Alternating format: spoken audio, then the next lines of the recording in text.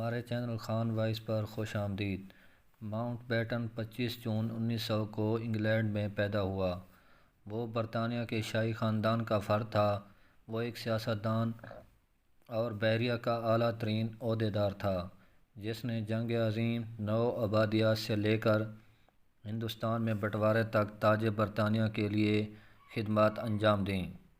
ملکہ کے منتخب نمائندے کی حیثیت سے ماؤنٹ بیٹن نے 24 مارچ 1947 کو ہندوستان میں اپنے عہدے کا حلف اٹھانے کے بعد تمام بااثر اور اہم سیاسی شخصیات سے ملاقاتوں کا سلسلہ شروع کیا، جس میں قائد اعظم نے اپنا موقف واضح کرتے ہوئے اس بات کا اعادہ کیا کہ وہ ایک آزاد اور خود مختار پاکستان چاہتے ہیں۔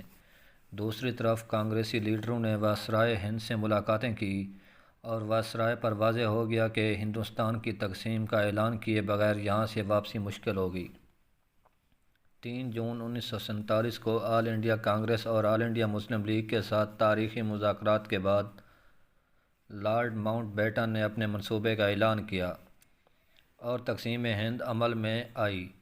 ماؤنٹ بیٹن کی موت کا واقعہ شمالی آئرلینڈ کے ہنگامہ خیز دنوں میں پیش آیا۔ وہاں شمالی آئرلینڈ کے برطانوی بادشاہت نے زیر نگین رہنے یا خود مختار آئرلینڈ کا تنازع چل رہا تھا۔ برطانوی دستوں اور آزادی کے حامیوں میں تصادم کا سلسلہ جاری تھا اور ماؤنٹ بیٹن کے قتل کی ذمہ داری آئرش ریپبلک آرمی نے قبول کرتے ہوئے کہا کہ یہ ہمارے ملک پر قبضے کرنے کی کوشش کے خلاف کیا گیا ہے۔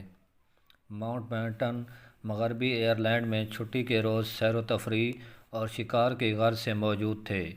79 سالہ ماؤنٹ بیٹن کے ساتھ ان کی بڑی بیٹی اور اس کا شوہر، نواسے اور خاندان کے چند دیگر افراد سمیت عملہ بھی موجود تھا۔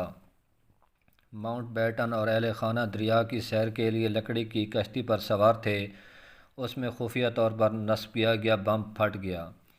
ماؤنٹ بیٹن کو پانی سے زندہ نکال لیا گیا تھا، لیکن کہا جاتا ہے کہ بارود کے سبب ان کی ٹانگیں بری طرح زخمی ہو گئی تھیں اور وہ زخموں کی تاب نہ لاتے ہوئے چل بسے۔